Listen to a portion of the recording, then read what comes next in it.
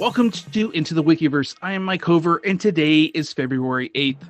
On this day in 1725, between 4 and 5 in the morning, Pyotr Aleksyvich, or Peter the Great, died.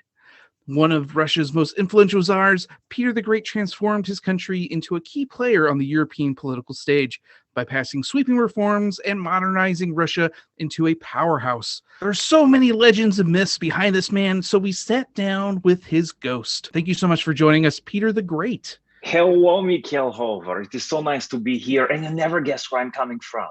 Guess where I'm calling in from? I have no idea. The border of Russia and Ukraine. Oh, it's a lot of controversy right now, yeah. So that's where I am right now. Wait. Do you still go to the front lines and kind of buck it up? Yeah, of course, yeah, all of it. I got a joke for you. Okay, knock, knock. Who's there? Crimea. Oh, geez. Crimea who?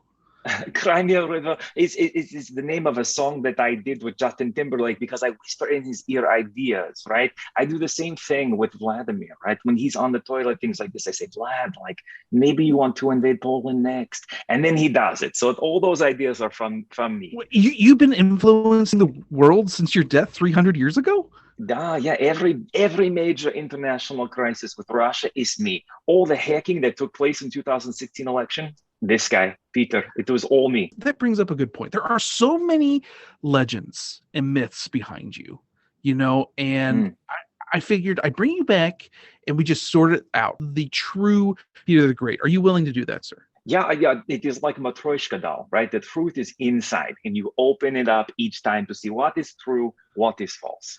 This is a Russian nesting doll episode. Let's get right to it.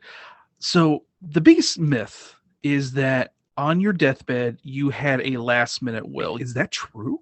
Oh, that is false. It is not true. I was able to finish the sentence, and I left everything to my dog Igor, who is a Siberian Husky. And Igor took everything.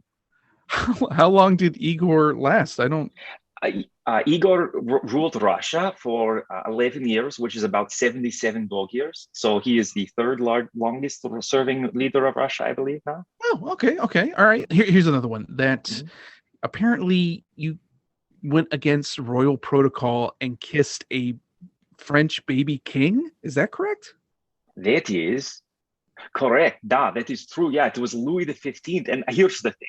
I love the babies, right? So I go to France, I see this cute little baby king, and I go up to him, and his cheeks look like little French pastries, like little croissants on his face. And I picked him up and I kissed him, and people were very angry, but I'm Peter. I do what I want. Was there an audible gasp from the French, or were you like surrounded by guards? Like you picked up their king? Yeah, the French, there's all the time, right? But I say they got scared, but they never come to me because the French don't win anything, right? Nothing about the military. So they knew they could not do anything. I kissed the baby, everything is fine. Let's try this one. You placed the head of your mistress in a glass jar and preserved it in alcohol. That sounds creepy, I know, but it is true. That is also true. I did that. Mary was my mistress. And so she, very pretty girl, did some bad things. So I had her killed, but I kept her head because she was pretty to look at. And so it is, she is a good head. She's a good head in my business. Okay. All right. Moving on. You modernized everything in Russia. That's why you're called Peter the Great. You modernized the military and court officials to have French-inspired clothing and facial hair. There was a beard tax. Is that correct?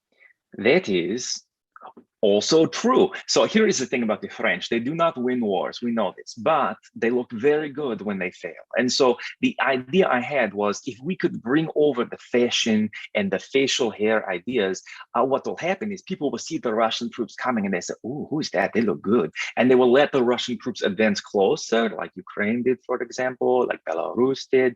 And then when we get up close, then we kill them. And so, the Swedish people, they had no idea. They said, oh, look at those beautiful Russian men. And then we took over the land. So, it is a very good tactic. My God, you invented shock and awe campaign. That is correct. That is right. Yes.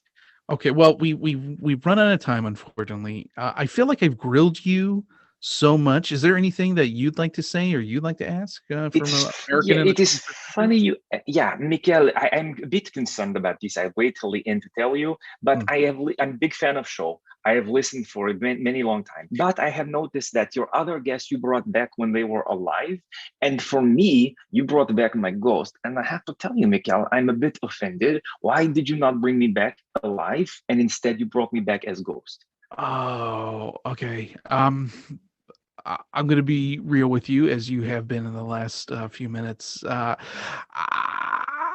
No disrespect, but I read a lot about you, and you've done some great things, but also some atrocities and very scary things.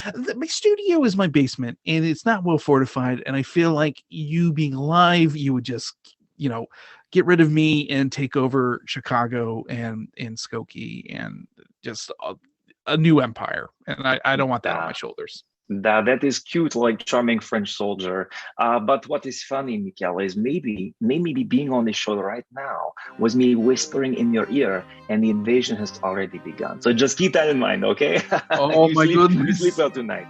Oh my! Well, this episode was brought to you by Smirnoff Caviar and the Russian Fabergé eggs. Thank you so much, comrade Tsar Peter the Great. My pleasure, and my plan has worked. Talk to you soon. This has been Into the Wikiverse.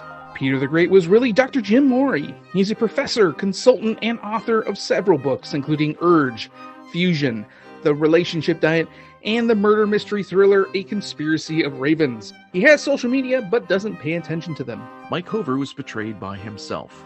Listen to his album Hoverdrive, available on all streaming platforms. Music provided by Audionautics.com, and additional sound effects and music provided by freefx.co.uk.